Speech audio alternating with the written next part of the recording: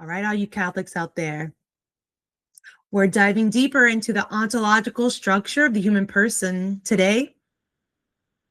So buckle up because we're going to be learning a lot of stuff about what we are and how God made us.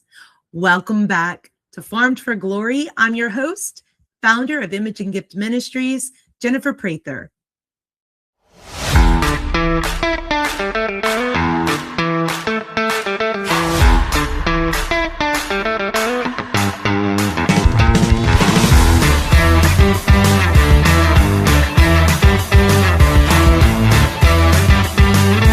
Left off in our last episode looking at Adam and his naming of the animals and what he learned about himself, how he had self-knowledge. And then we looked at how he also has the spiritual power of free will. And we looked at how God revealed to us that we have this spiritual power in the command.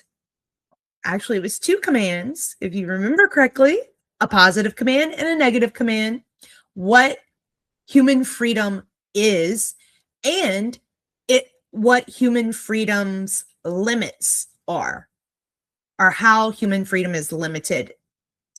So what I'd like to do in this episode is dive more deeply into how in that first part of the triptych, the what we will consider to be our past, how God in his original intention, in his original plan for humanity, how he created us and how that functions on the ontological level, what it means to have an intellect and free will, and what that structure concretely looks like. And not only concretely looks like, but also concretely how that is how God intended it to function when he created us.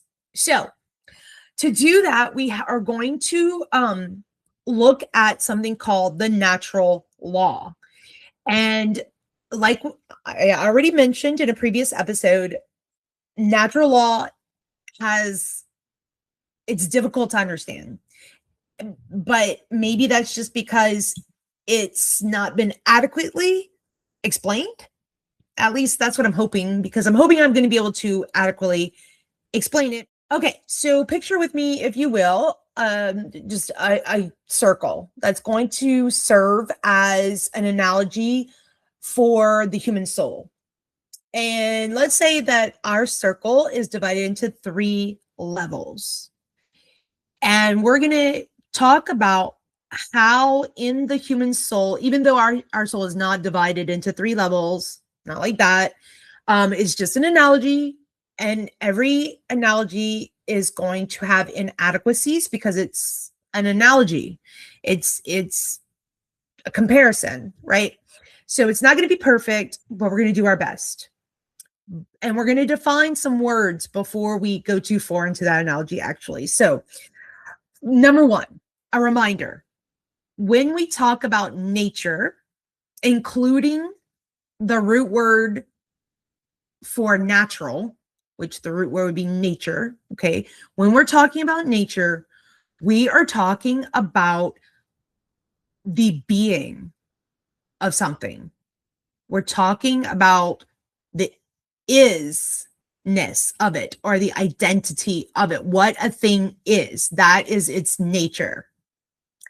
And whenever we say the word natural, we are not talking about what we might normally think of. Like if you've heard the phrase, it comes natural or it comes naturally, we often equate that with something that comes easily to us, or a talent that I have that I just can do that other people don't seem to have.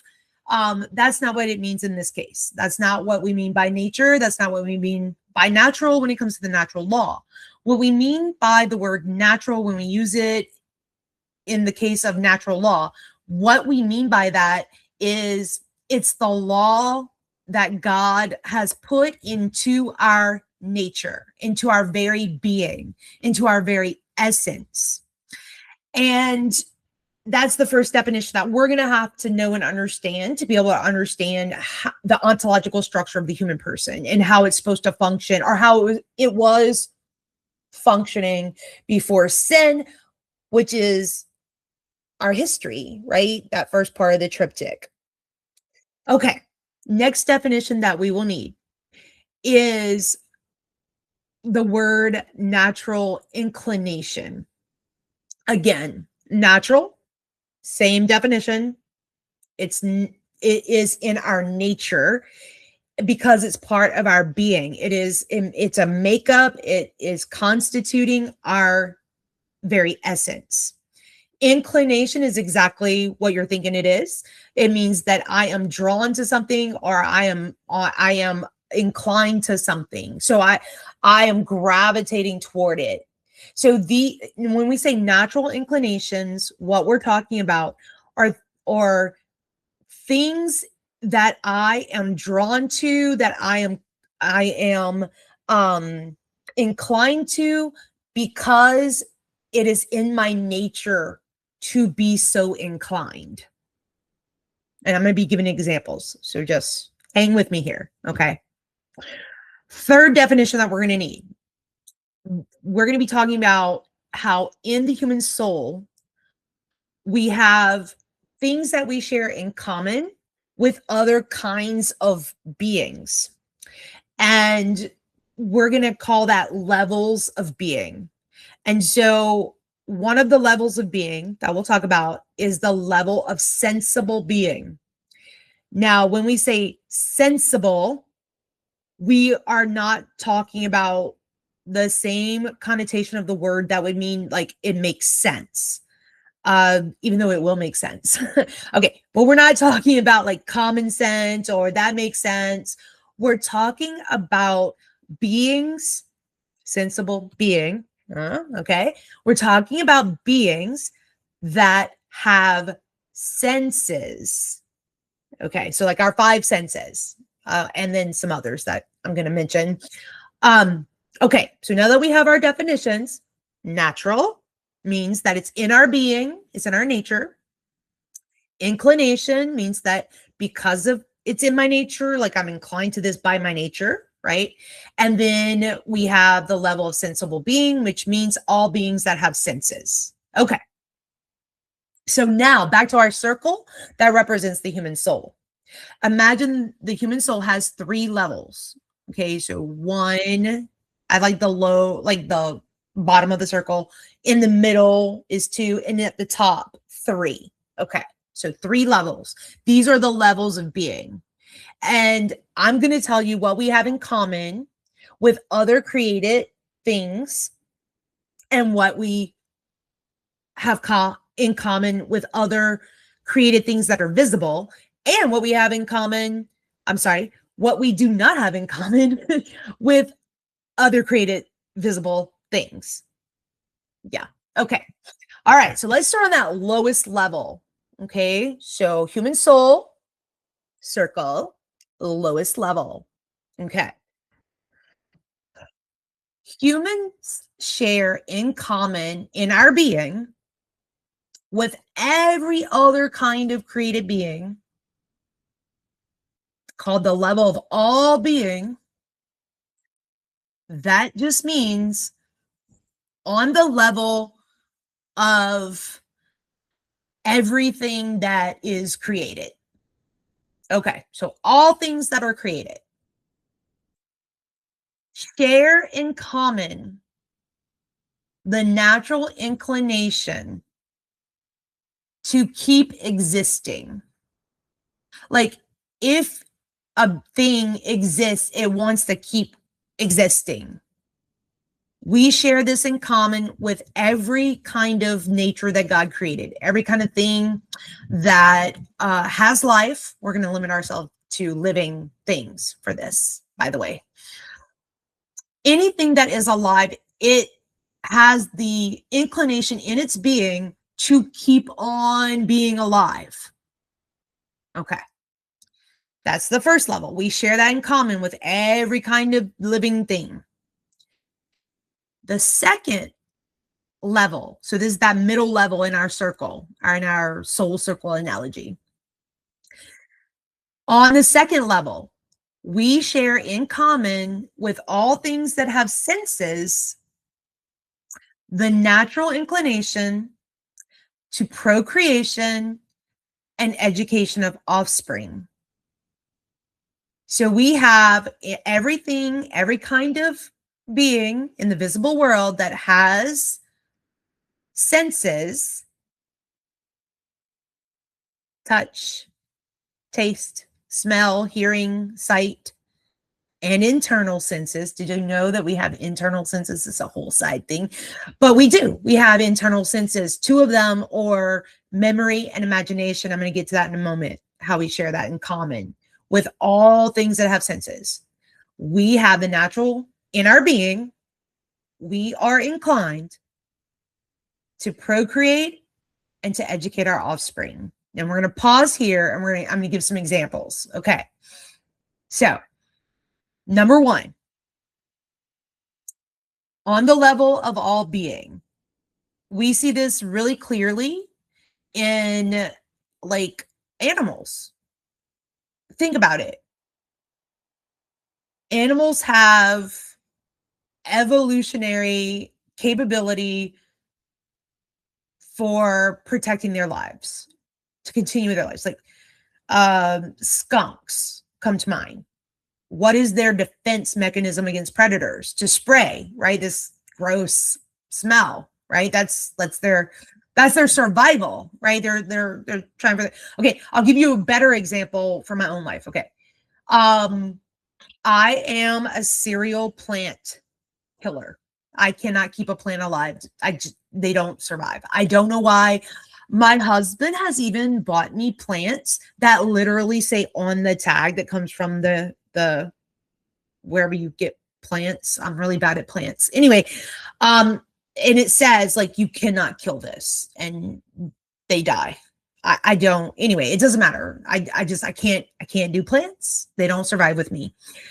Well, but I always really want them to, you know? Okay, anyway, I had this beautiful plant once. It was, I don't know what it was. It was like maybe an ivy or something. I don't know. It grew. It was small. It was in a pot.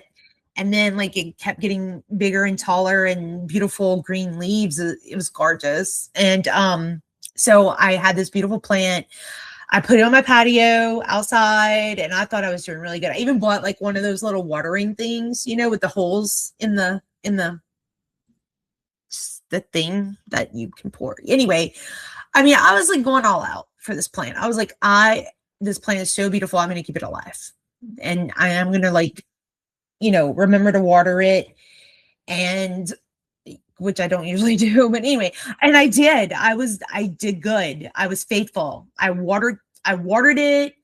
I like every other day I checked the soil, make sure the soil was, the right moisture. Like I was really trying.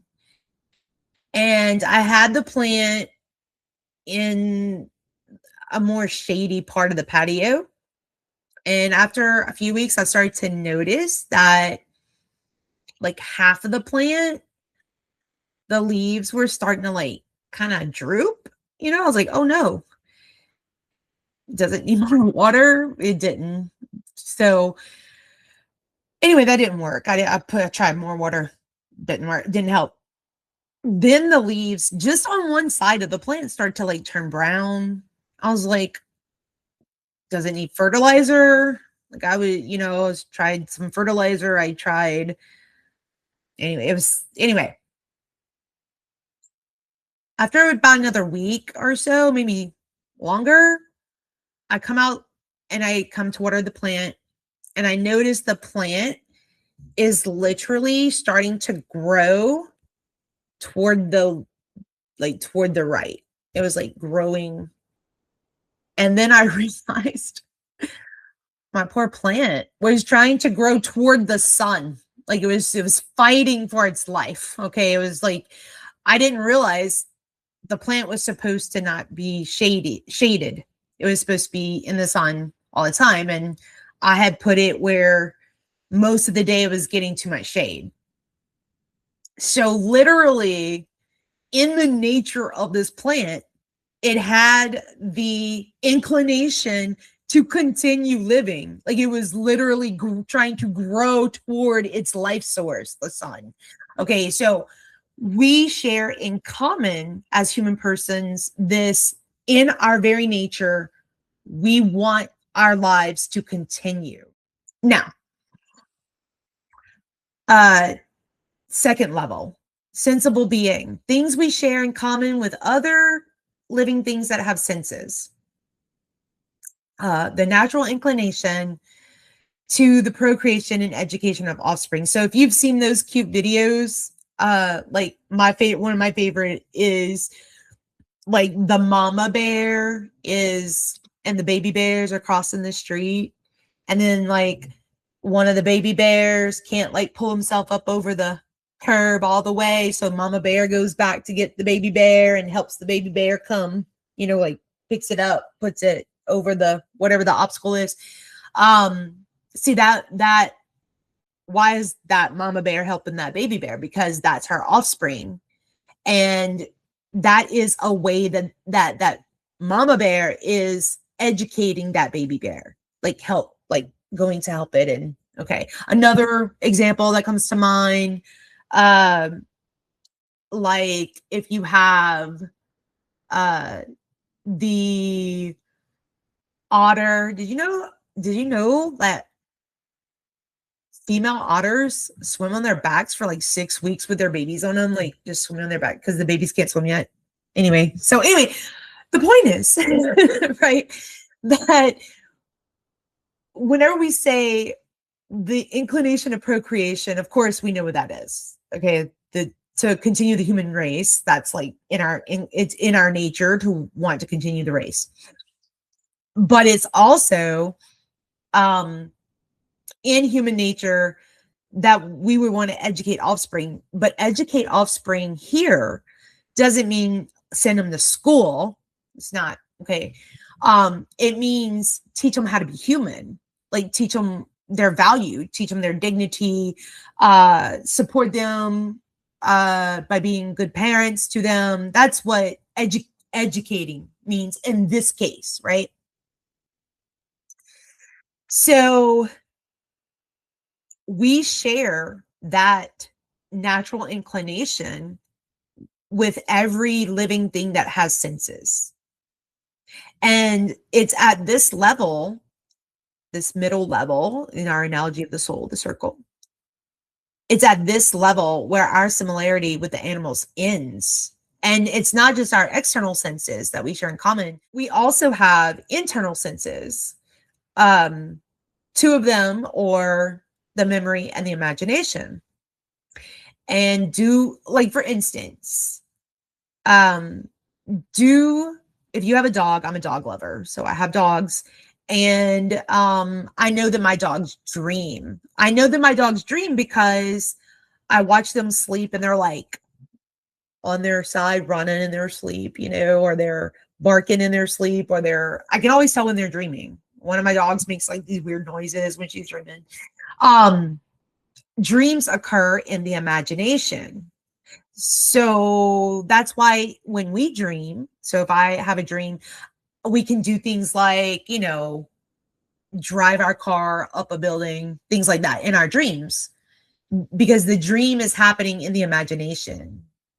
Okay. But this is an aside. This is a free aside that I'm going to go into, just because it's interesting. Why would that be part of our nature that we have? Like what's God's reason for letting us have an imagination in our nature? Like that being part of our makeup. When you pray, if you are consistent, like if you pray with scripture, have you ever taken a scripture passage and imagined yourself in the scene of that scripture passage? Yep. You use your imagination to put yourself in the prayer. It connects you to God. It connects us. It's a way that we encounter Jesus is in and through the imagination. That's why we have them. Okay. Then finally, like I said, that is where our similarity to other created beings ends, is with our senses and that natural inclination to procreation and education of offspring. So we have something that other visible creatures do not have, and that is our spiritual powers, our faculties, intellect, and free will. We already know that they're spiritual because they don't need material to operate. We've already established that in a previous episode. So my intellect and free will, or what is in my intellect, is where, like Adam in our story of creation, him naming the animals, it's how he realized, right? So our intellect is how we know ourselves. It's where our power of self-knowledge resides. Okay. If I am irrational, that means that those are, by the way, also called rational powers. So spiritual, rational powers. And if because I'm rational, a rational being, I have intellect and free will. Those give me the natural inclination to know the truth and to live in society, to live with others. And another way to say that, or another way to like flesh that out, is I have the natural inclination to know the truth, and the highest truth that I can know is truth itself. And we know that that's God because Jesus said, I am the way, the truth, and the life, right? So the highest truth that I can know is God himself. And then I have free will to live with others. So this is the teaching of the Catholic Church, that we are social beings. That does not mean like we're great at parties, even though we might be great at parties. But that's not what the meaning is. The meaning of that is that we need one another to survive. We can only, in this case, we can only know ourselves fully if we have others. We're going to get more into that in a future episode. I can't go there right now. Okay. So you'll have to keep watching to know more about the others thing. All right. You'll just have to trust me for now. Okay. But another way to look at that as well, both of these natural inclinations. So to know the truth, and the greatest truth we can know is God himself, and to live in society, or that we need others. Another way to think about that is we're called to love others. Okay. Jesus knew this about our nature. He gives the two commandments, right? I give you a new commandment. Love one another as I have loved you. That kind of loving comes from our free will. Free will was given to us so that we could choose to love. And part of the rational creature's free will, or the reason we have it, is so that we can choose to love, that we can exercise that kind of love, a love that is beyond affection. So can my pet love me? Yes. But is it the kind of love that can freely choose me? No. How do we know? Because remember, if pets have free will, they can't just go to heaven. They can not go to heaven. Remember that? Yeah, it's traumatic, I know. But pets can have affection. They can. They do. They do have affection. They do. But do we have affection? Yes, we can feel affection. Is that the highest form of loving? Well, let's check in with Jesus and see, right? What did Jesus say about loving? One of my favorites that he says about love is if he's defining it or telling us how to do it is if you love me, keep my commandments. Yeah, he even has standards for this relationship. That's a whole nother topic too.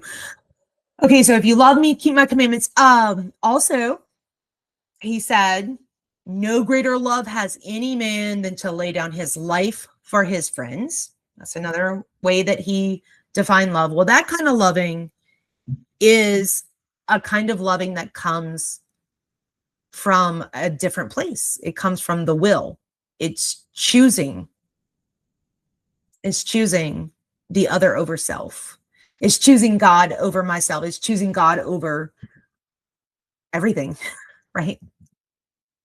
So it's a love that's beyond just feeling affection.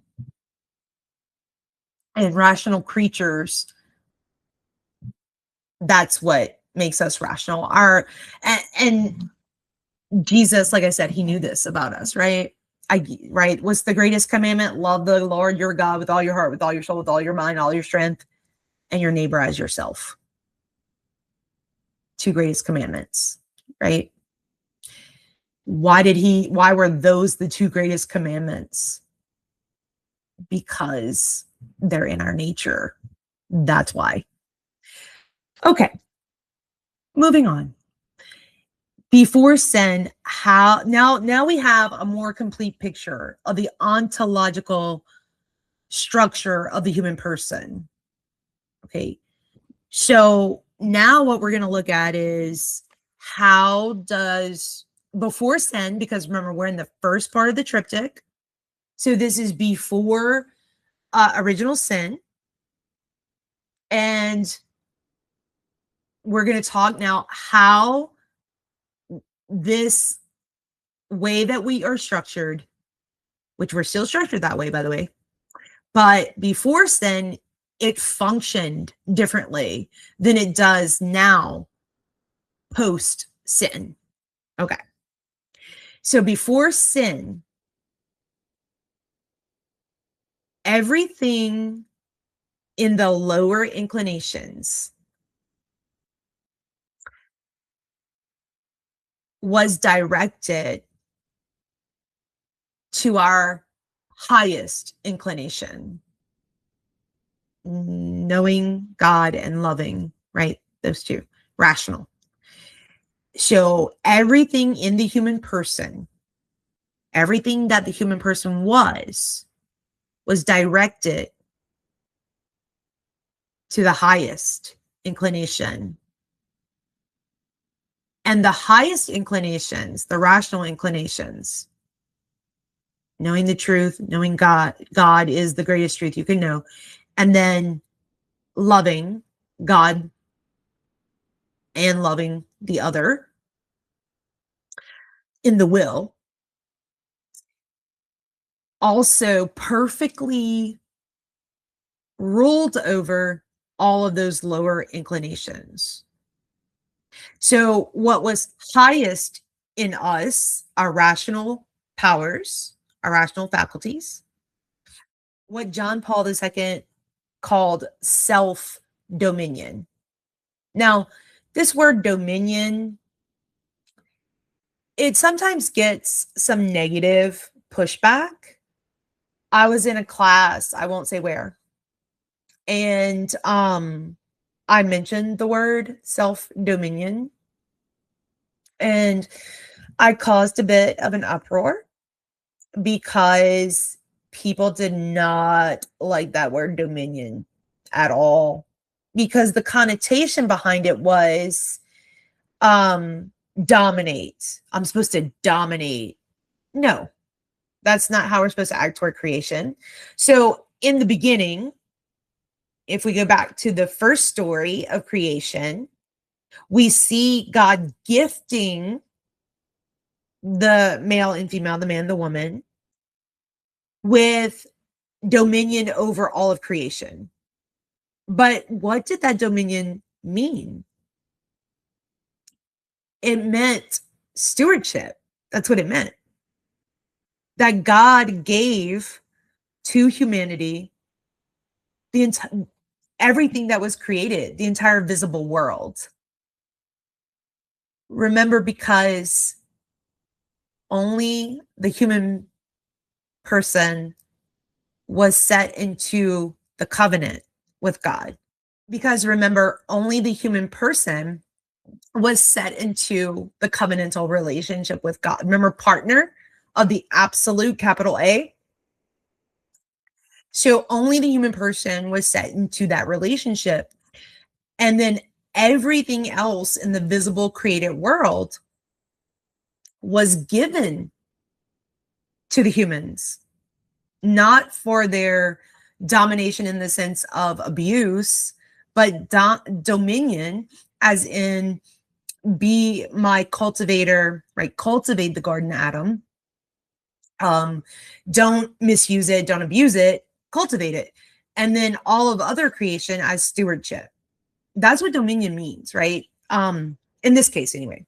So self-dominion simply means that the human person had the rational in the human person had a perfect self-mastery. And that's exactly what John Paul calls it in his original writing, self-mastery. And to be the master of myself as far as like my lower inclinations, not having control over my rational, but rather my rational having control over my lower inclinations. That's the way that God made us. That's the way it's supposed to be. We were made. We had dominion over everything created, including ourselves. Yeah. Take that one in, right? Their dominion that they were given over all creation included self-dominion.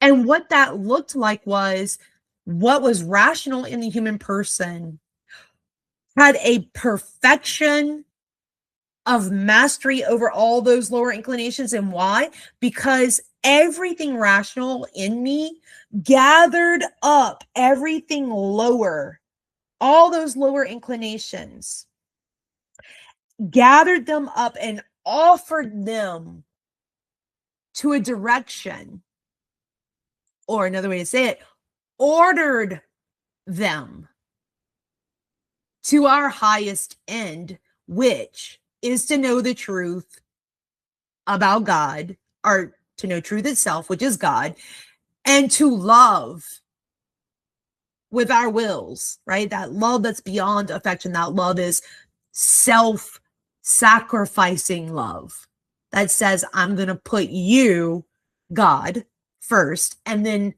you, the other, before myself.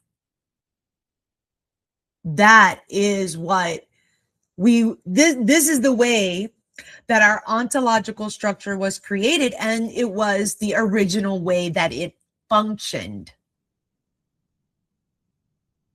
This is who the human person, right? What does Adam discover? John Paul, let's go back to him naming the animals, right? He discovers all this stuff about what he's not. He's not an animal. There's something different about him. He's not an animal. But then John Paul says he would have also known through this same experience, because he had self-knowledge, he would have known what he was. And the conclusion that he came to was that he is a person. That's what it means to be the human person that God created before sin. That was the original intention in the way that God made the human person. Not only in our structure, how we're structured, but also in how that structure operated. That's what we were, what we are. We still are that. But that's how we functioned before sin. And I think that will bring us to the end of this episode. I hope that if you're enjoying the podcast, you will subscribe and you will share it with everyone that you know. Thank you so much. And until next time.